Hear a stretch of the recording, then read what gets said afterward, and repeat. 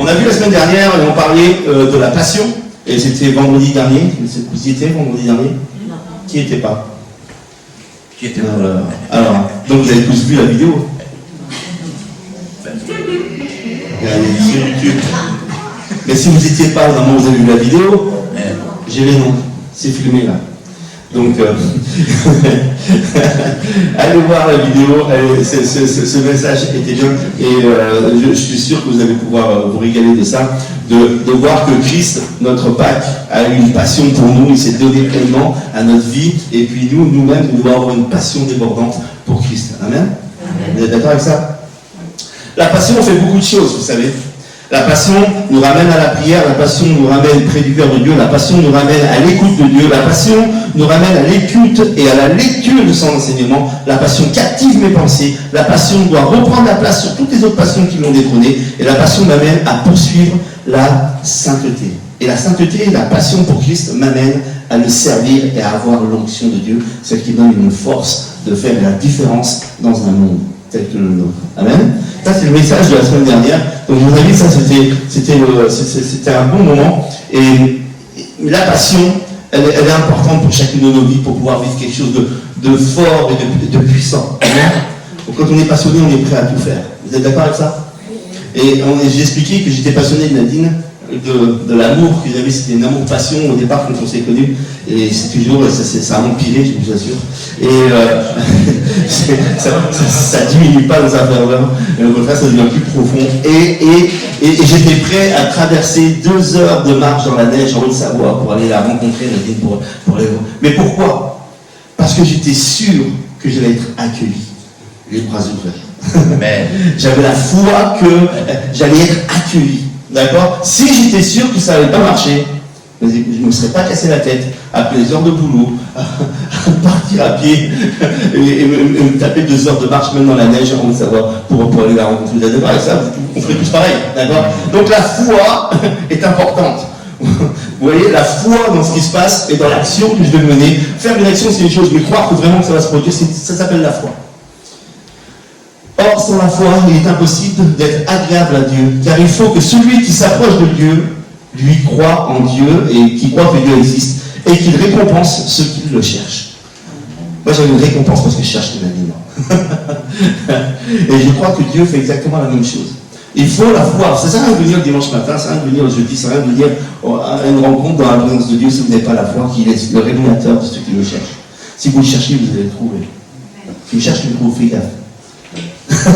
Mais c'est dans l'amour, c'est plutôt quelque chose de bon qu'il amène et qu'il donne. Et il veut donner, cherchez-le de tout votre cœur, cherchons-le passionnément de tout notre cœur, parce qu'il donne. Et la foi, c'est ça. Il y a un autre verset sur la foi qui nous dit, ainsi la foi vient de ce que l'on entend, et ce qu'on entend vient de la parole de Christ.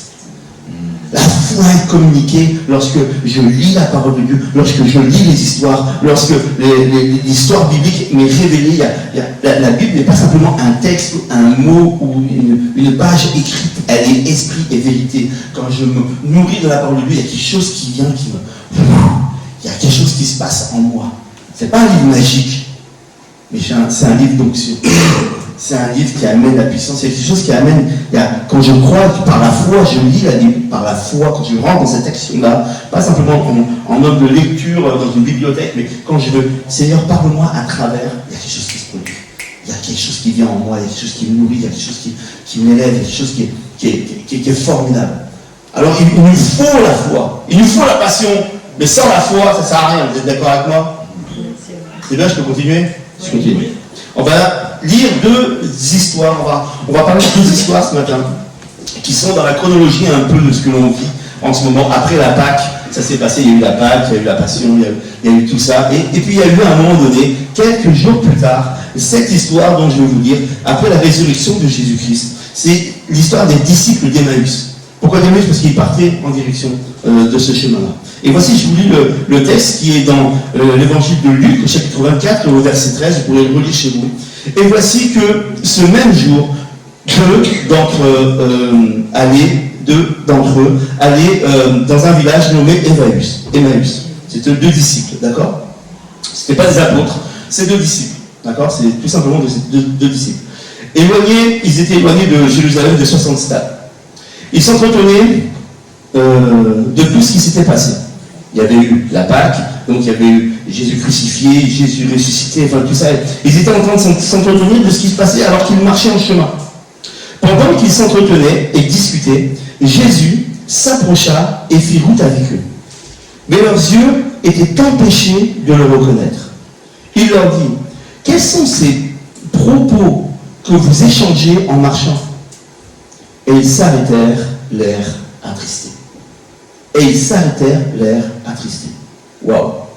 L'un d'eux, nommé Cléopas, lui répondit, es-tu le seul qui séjourne à Jérusalem et ne sache pas ce qui s'est produit ces jours-ci? Et Jésus dit quoi? Leur dit-il. Et Jésus leur répondit ça.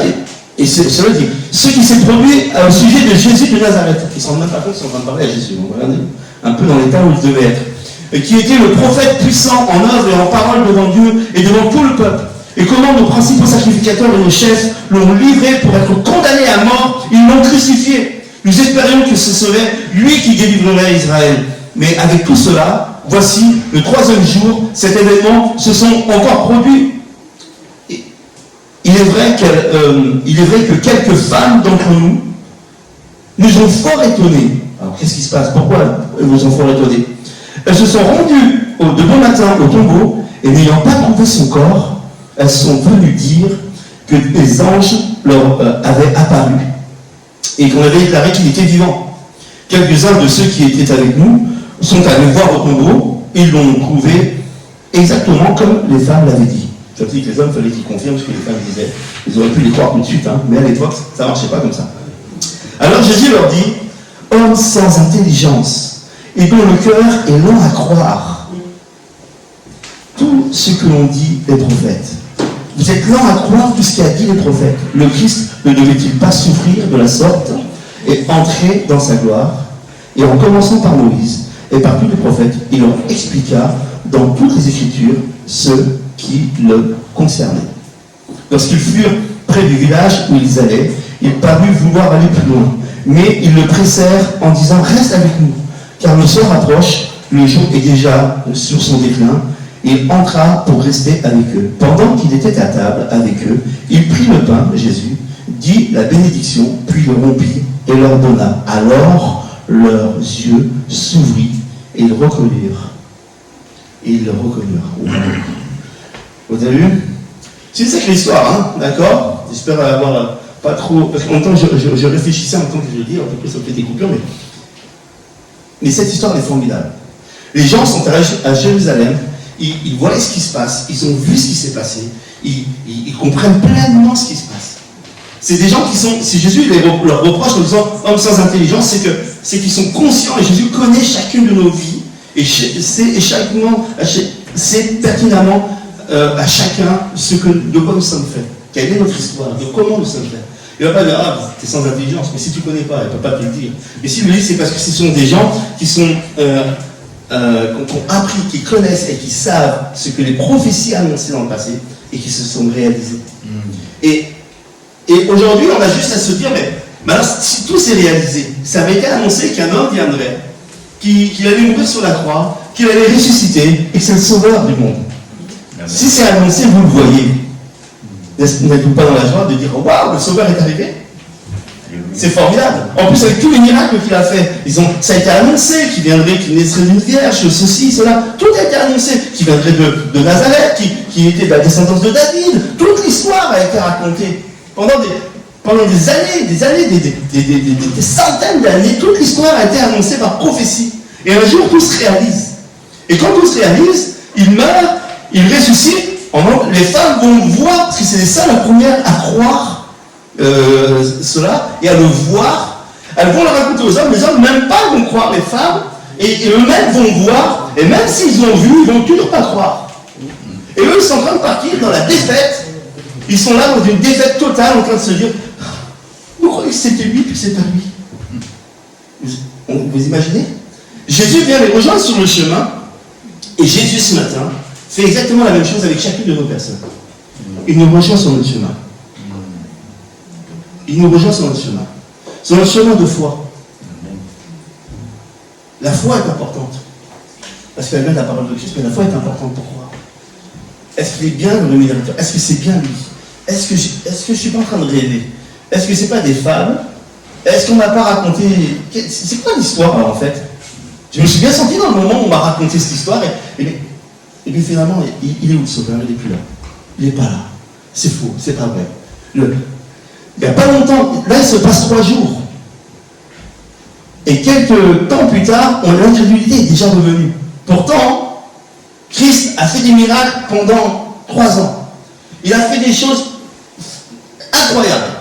Des miracles sur miracles, des choses qui sont complètement... Waouh, tous les gens entendaient sa paix, entendaient... C'était juste parce qu'ils entendaient, ils le suivaient, ils multipliaient les pains, ils multipliaient tout. Ils nourrissaient la foule, les aveugles, les morts ressuscitent. C'est juste incroyable, non? On serait en cette époque-là. Qu'est-ce que vous feriez? Mais venez voir, on ressuscite des morts, venez voir, on guérit tous les cancers, venez voir, on fait ci, venez voir, on fait... C'est vrai ou pas? Vous n'iriez pas? On serait complètement agité, je pense. Il y aurait quelque chose qui serait là. Hein? Mais aujourd'hui, c'est le même cas pourtant. On n'est pas autant agité, je trouve. Pourquoi? Pourquoi aujourd'hui on ne vit pas la même chose? Pourtant la résurrection, elle est bien là. On l'a fêtée à Pâques. Et pour autant, on arrive ce matin encore dans un état. Ça va pas. Ça va pas. Ça va toujours pas. Mais Christ est réellement ressuscité. Amen. Lorsque j'étais au Canada, je faisais ma tournée pour mes albums et je suis tombé pendant ma tournée, je tournais pour la période de Pâques. On arrivait dans les églises à Pâques et les gens venaient nous voir, nous saluer.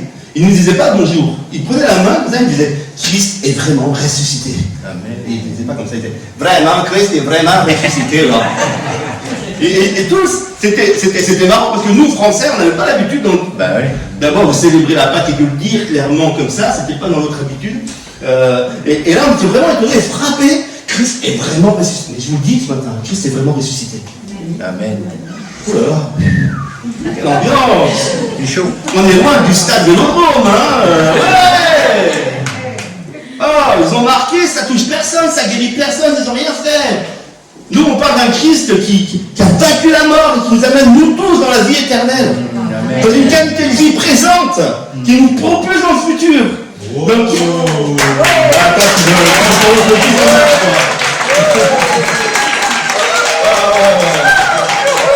je vais vous dire un truc, normalement, ce serait levé juste pour ça, d'accord? On pourrait applaudir et se lever, ça nous fait l'ovation pour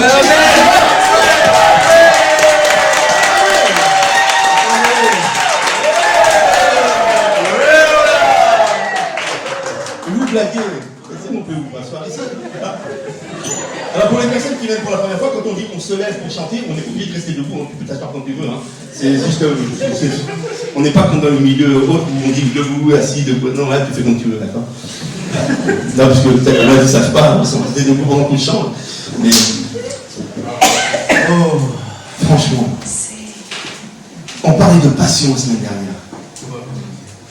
Qu'est-ce qui s'est passé sur le chemin pour qu'on arrive ici, l'âme découragée? Le poids de la vie? Il y a pire. Il y a pire. On a toujours pire. Il y aura toujours pire. Il y aura tout le temps. Mais la foi est alimentée par les textes de la parole de Dieu, où on voit toutes les similitudes de notre propre vie, en parallèle avec ce qu'ils ont vécu. Si je ne me nourris pas, je ne nourris pas ma foi. Et si je ne nourris pas ma foi, je ne nourris pas ma passion. Et si je ne nourris pas ma passion, le moindre choc, la moindre chose, ça sera pire. Alors que le moindre problème est juste une joie de voir comment Christ va s'en servir. Quelle est sa victoire dans ça? J'ai discuté, c'était vendredi avec notre sœur, elle me disait, il m'arrive que des trucs avec ma maman, ma soeur, tout ça, elle est fatiguée parce qu'elle s'occupe, tout le monde tombe dessus, c'est elle de s'occuper de tout ça. Mais à chaque fois qu'il m'arrive un problème, maintenant je dis, comment le Seigneur va faire pour m'en sortir? Et il m'a sorti de ça encore, il m'a sorti de ça encore, il m'a sorti de ça. C'est juste, waouh, Seigneur, donne-moi des problèmes. Parce que plus j'en ai, et plus je te vois. Et plus je te vois, et plus je t'adore. Parce que plus je t'adore, tu me fais tellement de choses. Seigneur, des problèmes. Regardez comme un sujet de joie. Regardez comment ces choses de joie répétées dans le livre de Jacques. Les divers problèmes, les diverses difficultés, tout ce qu'on traverse. Parce qu'on sait que Christ est vainqueur en toute situation de notre vie. On ne sera pas épargné. On n'est pas des gens. On est bien sur terre. Hein? On sait bien qu'on est sur terre quand un enfant est malade. C'est pas vrai? La maman. On sait bien qu'on est sur terre, on est là et on ne peut rien faire. On est juste à attendre que la fièvre passe. Et quand je m'appuie en Dieu, ouais, il y a une force qui est là. Il y a quelque chose qui est là, qui me fait de tenir, de résister, de maintenir et de faire. Ils sont là, les disciples d'Emmaüs, et puis ça y est, ils sont déjà dans cette catastrophe. Ils sont déjà dans. Encore. Combien sont venus des Messies qui ont voulu sauver le peuple d'Israël, sauver des Romains? Ils ont voulu se battre. Si vous regardez l'histoire, et l'historien Fabien Joseph raconte, il y a plusieurs personnes qui sont venues pour combattre les Romains qui étaient envahisseurs du peuple d'Israël. Ils étaient là, ils avaient envahi. Et eux, il y avait une armée qui voulait se rebeller, qui voulait combattre les Romains pour reprendre la place. Et plusieurs sont venus. Et tout le monde pensait que, allez, il y a un sauveur qui arrive, un sauveur qui arrive. Quand Christ arrive, il ne vient pas avec une mitraillette, une kalachnikov. Il vient pour les sauver du péché. Il vient pour nous sauver de la maladie qui nous amène à la mort éternelle. Il nous amène à nous faire vivre à jamais. Et c'est ça, la victoire. Elle était là. Et eux ne l'ont pas vu comme ça. Chacun s'attend à avoir une délivrance à sa manière. Mais la plus belle des délivrances, et c'est lorsque je retrouve ma propre liberté. Amen. Parce que je suis assiégé au continu, par ce monde et par le souci de ce monde. Et bien sûr, je dois m'en soucier. Mais je ne m'appuie pas sur mes forces, je m'appuie sur celui qui en a plus. Je ne peux rien faire de moi-même, je peux tout faire en Christ. Il a des plans pour ma vie, il a des plans pour ma maison, il a des plans pour mes enfants, il a des plans pour... Il a tout prévu. Ça ne veut pas dire que ma responsabilité n'est pas engagée. Chaque jour, je dois faire des bons choix. Mais inspiré par son esprit, parce que passionné de faire ce qui est bien, je vais aller dans le droit chemin. Et j'accomplirai les choses qu'il me demande d'accomplir, mais avec sa force et avec mes peurs. Amen. J'aurai des peurs, j'aurai des craintes, j'aurai des faiblesses, mais lui, il a toute la puissance qui va au-delà de ce que je suis. Amen. Et être un homme aujourd'hui, pour les hommes, c'est simplement savoir où mettre ses forces. Tu ne peux pas les mettre en moi. C'est pas d'avoir des muscles, c'est pas ça la force. La vraie force, c'est il y en a un qui peut pourvoir. Et parce qu'il pourvoit dans ma vie, je vais appliquer ça dans tous ceux qui sont autour de moi. Je vais pouvoir prier pour mes enfants, prier pour mon épouse, mettre cette bénédiction dans la maison, inspirer ces choses-là. Ça, c'est la force. Ça, c'est la vraie responsabilité. Je suis responsable de tout ce que je vais véhiculer, de tout ce que je vais faire. Alors, nous devons être dans la foi et croire vraiment que le Seigneur est le rémunérateur de ceux qui le cherchent. Alors, je dois le chercher passionnément. Je dois le faire. De quoi discutez-vous en marchant? Jésus vient les rejoindre. Et de quoi vous parlez? Et de quoi vous parlez? Et quand Jésus les écoute, il leur dit, mais ils sont aveuglés, ils ne me voient plus. Et si je discutais avec chacune des personnes ici ce matin, alors lorsque vous êtes arrivés, ils sont tous loin. Il m'est arrivé ça cette semaine, j'ai encore eu ça, il y a une heure, mais de quoi vous parlez? On est venu dimanche matin pour fêter la résurrection. On est venu pour fêter la vie. On est venu pour le Sauveur. On est venu pour faire quelque chose d'énorme. Amen. Je sais très bien que tu vis des choses difficiles. Et le Seigneur le sait aussi. Il est en chemin pour justement... Et il marche avec toi. Et il entend tes plaintes. Il nous entend. Amen. Mais je ne dois pas me confondre dans mes plaintes. Je ne dois pas vivre ça. Plus je vais le dire et plus je me... Non. Le Seigneur est vainqueur. Tu sais quoi, il m'arrive ça. Et je vais prier pour ça. Et il y a ça. On va faire ceci, on va faire ça. On va vivre réellement ces choses-là. Alors Christ, qu'est-ce qu'il va faire? Il va parler avec eux. Et puis il va les reprendre. Qu'est-ce que vous... Mais vous n'avez pas vu ce qui est marqué dans la parole de Dieu? Tout ce qui a été annoncé et tout ce qui s'est réalisé, je suis la réalisation de tout ce qui a été annoncé. C'est fort, hein? On va lire une autre histoire. Et cette histoire-là, elle est d'autant plus formidable qu'on peut faire un bon parallèle. Et c'est dans l'évangile de Jean, chapitre 9. Ça va être vite fait, ne vous inquiétez pas, j'en ai plus pour 1h30. On s'en fiche, on est bien. Ouais. Et c'est l'histoire de la guérison d'un aveugle né. Jésus vit en passant un homme aveugle de naissance. Ses disciples lui demandèrent, Rabbi, qui a péché, lui ou ses parents, pour qu'il soit né aveugle? Imaginez la pensée un peu folle. comme si que Dieu punirait, c'est juste fou. Et Jésus répondit, ce n'est pas que lui ou ses parents aient péché, mais c'est afin que les œuvres de Dieu soient manifestées en lui. Amen. Il lui faut travailler tant qu'il fait jour aux œuvres de celui qui m'a envoyé. La nuit vient où personne ne pourra travailler. Pendant que je suis dans le monde, je suis la lumière du monde. Après avoir dit cela, il cracha par terre et fit de la boue avec sa salive.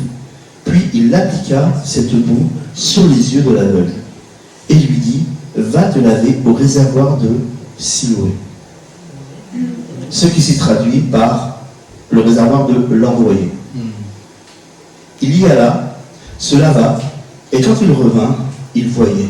Amen. C'est formidable, non? Amen. C'est quoi, pourquoi le parallèle avec ça? Nous sommes tous nés aveugles. Aveuglés sur notre propre vie, notre propre destin.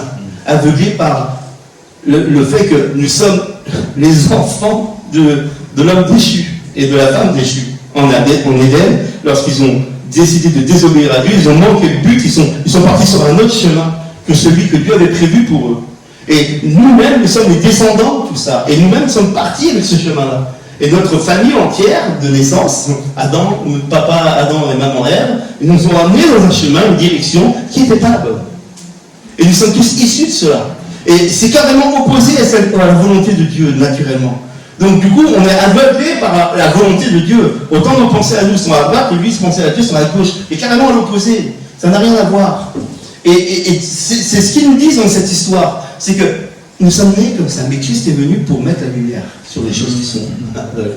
Il nous a amenés dans le droit chemin. Et peut-être que les disciples d'Emmaüs étaient dans le noir et dans la noirceur de leur défaite et de leur manière de vivre. Il y en a tellement qui sont venus pour délivrer le peuple, et encore une fois, ils se sont fait ratatiner, ils sont morts, ils sont dans des tombeaux. Et Christ aussi est venu, il a fait ceci, mais il l'a fait différemment, mais il est mort dans le tombeau. Non, il est ressuscité, lui. Et lui, il est la lumière, il vient éclairer, il vient te montrer le chemin, il va te montrer la direction. Il est là, tu peux lui faire confiance. Il est là, tu peux avoir la foi en Jésus-Christ. Et cet homme qui est là, qui est aveugle, nous parle de quoi? Pourquoi Jésus va cracher par terre pour faire un miracle? Il a besoin de la boue. Il a juste besoin de le dire, ça marche. Qu'est-ce qu'il nous montre à travers cette histoire? Il nous montre que la parole répandue sur le sol nous ouvre les yeux. Amen. Annoncer la parole sur le chemin. C'est ce que Jésus va faire avec ses disciples d'Emmaüs. En chemin, il va parler avec eux. Il va commencer à leur raconter, attention, je vais faire un mime.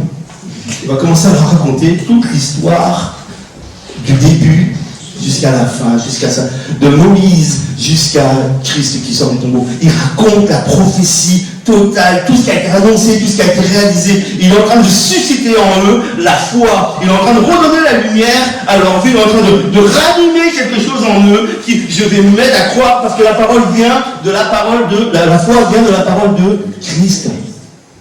Souvent on a donné le verset parole de Dieu. C'est pas parole de Dieu, c'est parole de Christ. C'est bien important de dire ça. C'est Christ qui vient et qui parle. Et ce verset qui est là, qui est un parallèle avec nous, c'est de sa livre répandue au sol. Et Jésus dira, c'est pour ça qu'il le dit, il faut travailler alors que nous pouvons. Il faut l'annoncer. Il faut aujourd'hui que je l'annonce. Vous devez l'annoncer aux aveugles qui sont autour de vous. Sur cette terre, sur cette marche, faites de la boue avec votre salive afin d'en parler. Mais appliquez-le sur les aveugles qui sont autour de vous. Parce qu'il y a Jésus-Christ qui est ressuscité. Amen. Il est vraiment ressuscité. Il vit vraiment. Et vous en êtes les témoins. Et votre vie va être une démonstration d'une réalité de ce que Christ a accompli. Si je ne suis pas une démonstration de ce que Christ a accompli, à quoi ça sert? C'est quoi ça sert? C'est la tirelire où on met les pièces dedans pour qu'à jamais pour utiliser ce qu'il y a dedans. J'ai juste moi, les obèses spirituels. Ça sert à rien. Ça sert à rien. Christ est venu dans ce monde afin de se répandre pour le plus grand nombre. Et Christ veut que nous soyons comme lui. Nous puissions nous répandre et encore plus. Par son Esprit Saint, il met une puissance qui est waouh. Lorsque je dis un mot, il y a quelque chose qui se passe. Il y a une puissance qui est là, il y a quelque chose qui est fort. L'eau qui est jetée au sol qui est avec la boue. C'est la salive qui est jetée au sol, par exemple, ça parle. Et il va lui dire, va te laver au réservoir de Siloé. Et pourquoi va te laver au réservoir de Siloé? Cet endroit veut dire l'endroit de l'envoyer, l'endroit envoyé. D'accord? C'est un canal qui a été créé, le réservoir de Siloé. C'est un canal, je ne sais pas, peut-être qu'on ne voit pas très bien. C'est un canal qui a été créé, un grand souterrain, d'accord, qui a été créé. Vous voyez, là on voit le souterrain, ça descend là, bien profond. Et voilà, c'est ce canal-là qui a été créé, c'est l'endroit, le réservoir de Siloé. Pour y arriver à ce canal, c'est très compliqué. Il y a des pentes ardues, il y a des endroits escarpés, il y a plus de 800 mètres de chemin complètement escarpé. Et pour descendre à ce réservoir, une fois qu'on a fait tout ce chemin qui est compliqué à faire et y arriver, il y a plus de 34 marches pour descendre en bas. On va envoyer un aveugle faire tout un chemin compliqué. Attendez, vous imaginez un peu. C'est net, il n'y avait pas un truc plus facile à faire. Je suis aveugle. Non mais, on ne se rend pas compte, on lit l'histoire, on se dit ok. Non, c'est pas ok. Il y a quelque chose qui nous parle. C'est en chemin que ma foi se fait. Qu'importe les difficultés que j'ai sur ma route. Oui, il y a des difficultés, oui, ça va être dur, oui, je ne vais pas voir pendant tout le chemin. Mais lorsque je vais arriver à l'eau, je vais être guéri. Amen. Je vais être guéri, je vais être sauvé, je vais être délivré, je vais recevoir la bénédiction. Mais ça prend mon engagement sur le chemin. Si tu ne t'engages pas sur le chemin que tu dois prendre, tu n'auras pas la bénédiction, c'est sûr. C'est ta part à faire. Lui, sa part, elle est faite. Mais toi, tu dois saisir par la foi la guérison. Tu dois saisir la bénédiction. Tu dois saisir l'ouvrir les yeux pour comprendre ce qui t'arrive dans ta vie. Comment faire, comment agir, comment Dieu va m'en sortir. Mais si tu n'agis pas par toi-même, c'est pas en restant, ah Seigneur, et je rentre dans ma voiture, je repars, je reviens le dimanche prochain, ah Seigneur. Tout notre chemin est fait de difficultés, rien ne sera facile, ni pour nous, ni pour personne. Et notre chemin, si nous faisons dans la foi, on dit qu'importe l'épreuve, je sais qu'il y a la victoire au bout. Je sais qu'il y a la victoire au bout. C'est plus important de voir le miracle. C'est important. Il y a ta part à faire. Cesse les plaintes. Qu'est-ce que l'aveugle aurait dit quoi à Christ? Tu m'as craché dessus. C'est dingue. Qu'est-ce que tu fais? Et en plus, tu me dis de faire je sais pas combien de bandes pour aller. Sérieux, vous êtes d'accord avec moi que c'est insensé? Vous êtes d'accord? Il y a toute une histoire. Il y a toute une histoire. Il y a tout un chemin. Cet endroit, Siloé, c'est un endroit qui s'appelle le canal d'Ézéchias au départ. On retrouve ça dans l'histoire dans 2 Samuel. Et ce canal, il a été creusé alors que le peuple d'Israël était complètement assiégé. Et la première chose qu'ils ont fait pendant la guerre, et c'est ce qui se passe, c'est ce qui m'a fait tilter, on regardait ça sur les informations de ce qui se passe en Israël en ce moment. Les premières choses qu'ils ont fait pour assiéger la ville, on coupe l'eau. On coupe l'eau. Et l'eau était coupée. Alors ils ont commencé à creuser. Et le peuple a creusé et a traversé le dessous de la cité de David pour récupérer l'eau de l'autre côté. Et ils ont récupéré 800 mètres de canalisation à creuser là, à la pioche, et je ne sais pas comment, pour aller chercher l'eau. De façon que même assiégés, ils ont toujours l'eau. Même assiégés, ils peuvent étancher leur soif. Ils peuvent encore boire à la source.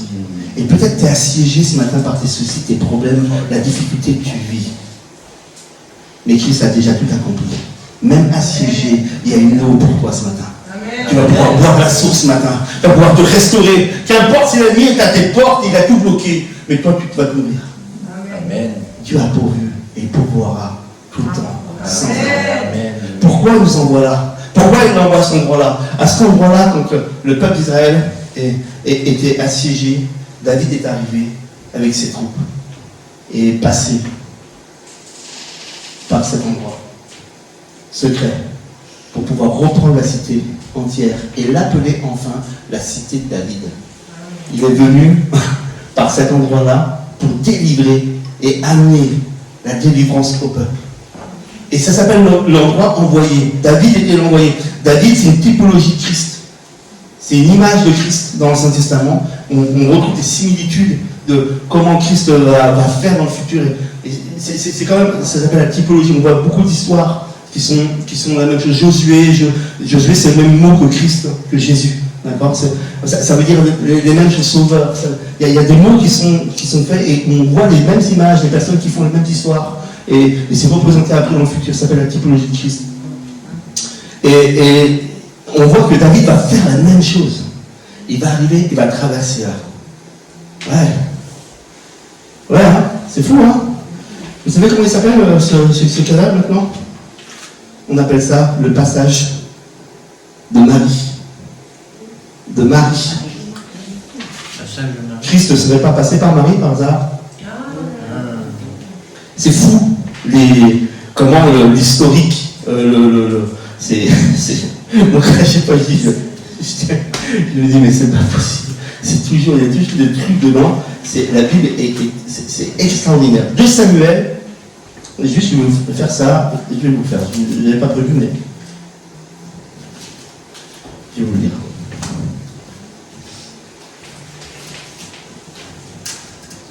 Tellement que la similitude elle est énorme. 2 Samuel 5, 2 à 10. Là, on parle il y a des centaines et des centaines d'années. Hein, on parle, d'accord, avant Christ. Hein. Le moment où David va passer par ce tunnel. Écoutez ça, juste cette histoire 5, 2 à 10.